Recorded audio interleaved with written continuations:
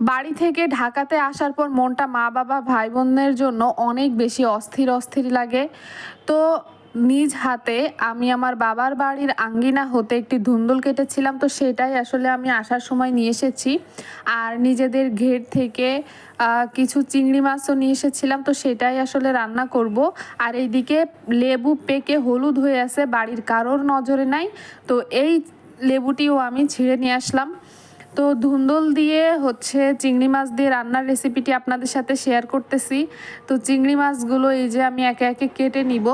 তো চিংড়ি মাছগুলো যদি এমন গাছের ডালে ঝুলতো, চিংড়ি লাভাররা অনেক বেশি খুশি হয়ে যেত। তো যাই হোক, চিংড়ি মাছগুলো কেটে ধুয়ে নিব এবং এদিকে ধুন্দুলটাও কেটে নিচ্ছি। কিন্তু দুঃখের বিষয় জানেন তো, ধুন্দুলের অর্ধেকটাই হচ্ছে নষ্ট আর অর্ধেকটা ভালো ছিল।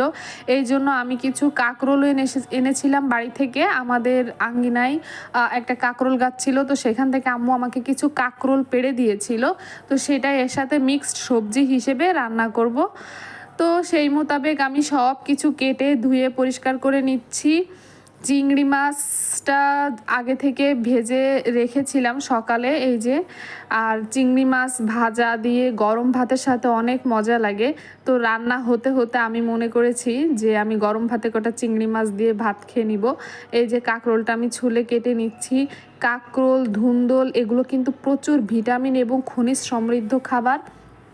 এটা হজম ক্রিয়ায় যেমন সাহায্য করে, ঠিক তেমনি চুল ও ত্বকের জন্য অনেক উপকারী। তো এদিকে পেঁয়াজ, রসুন আর হচ্ছে জিরা ভালোভাবে কষিয়ে সবজির সাথে পরিমাণ মতো পানি দিয়ে ঝোলটা গাঢ় হওয়া পর্যন্ত একটু অপেক্ষা করব। ঝোল একটু গাঢ় হয়ে আসলে চিংড়ি মাছটা দিয়ে তারপর ঝোলটা যখন আমার মাখো মাখো হয়ে যাবে, আমি আসলে বেশি ঝোল রাখবো না, তো তখন আমি নামিয়ে নিব। তো এই যে বললাম, গরম ভাতের সাথে চিংড়ি মাছ ভাজা আমার অনেক বেশি পছন্দ। তো এটাই আজকে খাওয়া শুরু করলাম লোভ সামলাতে না পেরে। এই যে আমার সবজি চিংড়ি রেডি।